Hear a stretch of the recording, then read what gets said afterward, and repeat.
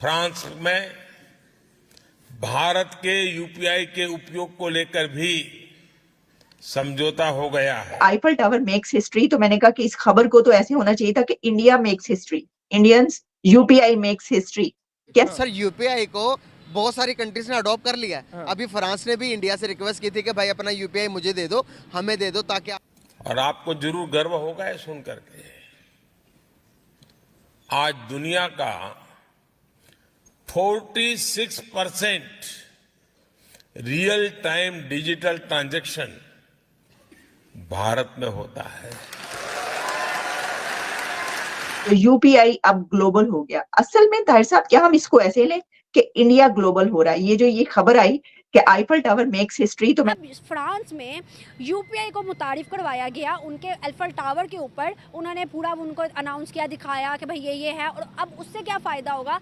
अब जो इंडियन है ना फ्रांस के अंदर, यूपीआई पेमेंट मेथड की जो सुर्खियां बटोर रहा है इस वक्त, अगर बात करें रिजर्व बैंक ऑफ इंडिया की तरफ से लॉन्च किए जाने वाला यूपीआई आज दुबई में भी है, सऊदी अरब में, कनाडा में, इंग्लैंड में, श्रीलंका में। आपने ग्लोबल की बात की, तो ग्लोबली अब बहुत बड़ी अचीवमेंट है कि फ्रांस में एक तरह से ये वहाँ पे भी काम करेगा। जर्मन के एक मिनिस्टर की वीडियो बहुत ज़्यादा वायरल हो रही है कि वो इंडिया की एक मार्केट में मौजूद है, जहाँ पर कुछ सब्जियां खरीदने के बाद जब वो पेमेंट करने का पूछते हैं तो दुकानदार। अमेरिका ने भी इंडिया से मांग चुका यूपीआई। क्या कहेंगे? अमेरिका इतनी बड़ी पावर है, उसके पास क्या डिजिटल पेमेंट्स का इतना अच्छा सिस्टम नहीं है जो इंडिया से मांग रहे हैं? उनके पास भी सिस्टम होगा, लेकिन उन्होंने असल में अमेरिका में इंडियंस भी तो बहुत है ना, मे बी उन्होंने इंडियंस के लिए मांगा हो ताकि इंडियंस को किसी किस्म की दुश्वारी ना हो, क्योंकि जो भी अपने सिस्टम को वहाँ तरजीह देती है तो इंडियंस को दुश्वारी नहीं होगी उस सिस्टम से। आपको मैं एक चीज़ आपकी इन्फॉर्मेशन में इजाफा करता जाऊं, जितने को डिजिटल पेमेंट्स इंडिया में यूज़ होती पूरी दुनिया में कहीं नहीं होती। अमेरिका जितने को 3 सालों में पेमेंट ट्रांसफ़र करता है मोबाइल के जरिए, इंडिया उतने 1 महीने में करता है। आप अंदाज़ा लगाओ कि डिजिटल पेमेंट्स में वो कितना आ गया। आप डिजिटल पेमेंट्स गेटवे स्टार्ट हो जाएगा, यूपीआई का दीवाना हो चुका है ऑलरेडी। अब जो खबर आ रही है कि डिजिटल पेमेंट गेटवे स्टार्ट हो जाएगा, ये अपने आप में ही बहुत बड़ी खबर है। इंडिया जो है वो चांद पर पहुंच चुका है। पाकिस्तान जो है ना, इधर आपको पता है हर इदारा करप्ट है। सबसे पहले तो ये इदारे ठीक करने चाहिए। हर इदारा आ गया भारत हमसे, बाहर हमसे बहुत आगे है। वो बाहर जो है उसका इकनॉमिक आप देखे, वो हर शोबे में, हर इंडस्ट्री में वो हमसे आगे है। कितना डिजिटल है भारत? बहुत। हम उससे तकरीबन, मेरे ख्याल में, मेरे अंदाज के हमसे 100 साल पीछे है। हमारा मुल्क जो है ना उससे 100 साल, हमारे मुल्क को 100 साल लग जाएगी तो हम। तो चलिए, पड़ोसी देश पाकिस्तान में क्या चल रहा है। और दोस्तों, चैनल पर नए हैं तो चैनल को सब्सक्राइब कर लीजिए, वीडियो को लाइक करिए और बगल में जो बेल वाला आइकन उसे जरूर प्रेस कर दीजिए ताकि।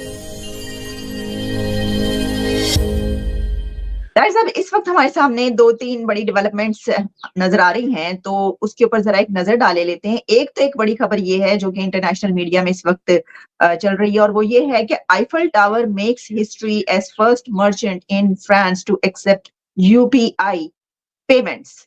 और इसमें इंडियन एम्बेसी जो है उसने ट्वीट किया है, जिसमें embassy of India in France tweets UPI formally launched at the iconic Eiffel Tower at the huge Republic Day reception. UPI अब ग्लोबल हो गया। असल में ताहिर साहब, क्या हम इसको ऐसे लें कि इंडिया ग्लोबल हो रहा है? ये खबर आई कि आईफल टावर मेक्स हिस्ट्री, तो मैंने कहा कि इस खबर को तो ऐसे होना चाहिए था कि India makes history, Indians UPI makes history. कैसे देख रहे हैं आप इस डेवलपमेंट को? देखिए, यूपीआई तो ऑलरेडी वर्ल्ड वाइड जाना जाता है, इसलिए कि इंडिया की 1.4+ बिलियन मार्केट में ये जो इंटरफेस पेमेंट सिस्टम है वो ऑलरेडी सक्सेसफुली इंडिया में चल रहा है। आपने ग्लोबल की बात की, तो ग्लोबली अब बहुत बड़ी अचीवमेंट है कि फ्रांस में एक तरह से ये वहाँ पे भी काम करेगा और भारतीय टूरिस्ट भी बहुत जाते हैं फ्रांस, और एफल टावर्स पे भी जा रहे हैं। तो देखिए, ये सारा आर्टिफिशियल इंटेलिजेंस या वो जो एआई का काम है इंटरनेशनल जो हो रहा है पूरे का पूरा, उसमें भारत का कंट्रीब्यूशन तो ऑलरेडी बहुत है ना, इंटरनेट में और इस आईटी टेक्नोलॉजी में बेतहाशा है। तो मेरे लिए कोई ये अचंभे की बात नहीं है। आप बहुत जल्द सुनेगी मैं तो एंटिसिपेट करता हूँ कि अमेरिका में भी बहुत सारी जगहों पे आपको यूपीआई का हो जाएगा, क्योंकि जब मैं भारत जाता हूँ तो वहां पे मैं 10 रुपए की चाय भी खरीदता हूँ। तो मैं चूंकि वहां का रहने वाला नहीं हूँ, मैं तो कनाडा से जाता हूँ, तो मुझे बड़ा रश होता है, लोग अपना फोन खोलते हैं और वो 10 रुपए की भी पेमेंट कर रहे हैं। तो मुझे वो बात को कैश में देता हूँ तो वो कहते हैं जी चेंज नहीं है हमारे पास, आपके पास नहीं है जो आप ही हमें पेमेंट कर सके। तो मैं ये समझता हूँ कि ये इतना बड़ा अचीवमेंट है भारत का कि पहले तो भारत ने अपनी इकोनॉमी को डिजिटलाइज किया ऑल अक्रॉस इंडिया सक्सेसफुली। वहां भारत में एक सिस्टम नहीं, कई सिस्टम चल रहे हैं। अब ये मतलब पेरिस में भी हो जाता है तो जाहिर है इतनी बड़ी खबर बनती है।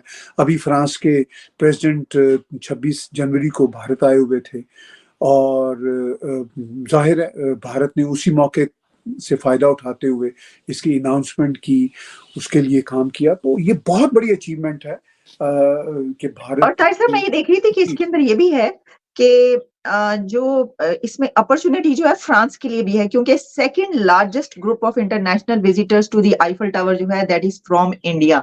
यस, बिल्कुल बिल्कुल है, बिल्कुल है। देखिए मैं थोड़ी सी बात को डिफरेंट करूंगा। अभी मैं एबीसी टेलीविजन जो अमेरिका के one of the biggest television है, उस पर कुछ दिन पहले एक डिबेट सुन रहा था, तो वो तो यहाँ तक कह रहे हैं कि अब इंटरनेशनल जो करेंसीज हैं उनमें Indian rupees is also one of the 5 currencies.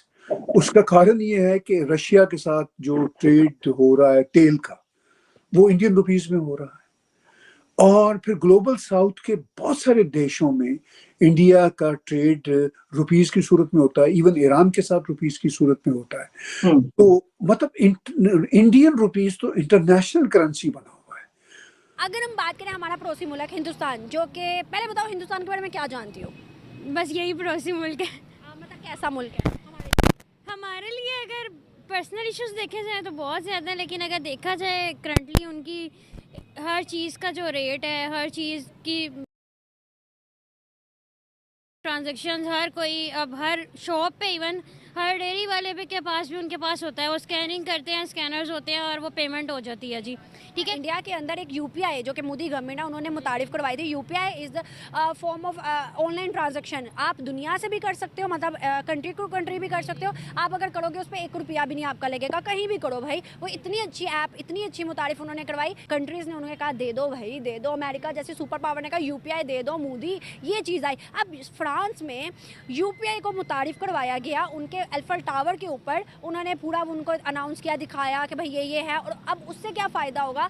अब जो इंडियन है ना फ्रांस के अंदर, वो वहाँ पर इजीली इंडिया के अंदर पेमेंट करेंगे, 0 पैसा भी नहीं लगेगा। और सबसे बड़ी बात, फ्रांस के अंदर इंडियन करेंसी दे के तो वो करेंगे, मतलब कन्वर्ट करो तो थोड़ा बहुत आ जाता है, लेकिन वो अभी इंडियन रुपी से सब कुछ करेंगे, तो कितना बड़ा बेनिफिट हुआ उनको। हाँ, वो तो जाहिर है, अगर उन्होंने ये चीज़ यूटिलाइज़ की है तो बेनिफिट तो हुआ। तो मैं तो चाहूँगी, अगर आपकी बात सुन के, क्योंकि मुझे इस बारे में अवेयरनेस नहीं थी पहले, ठीक है, लेकिन मैं तो अब सुन के ये चाहूँगी कि पाकिस्तान को भी ऐसा कोई ऐप बनाना चाहिए क्योंकि ऑनलाइन ट्रांजैक्शंस इजी हों, हर चीज़ इजी हो। अब यहाँ से स्टूडेंट बाहर पढ़ने भी जाते हैं, हर चीज़ उनके लिए भी इजी रहे और लाइफ थोड़ी स्मूथ हो जाएगी।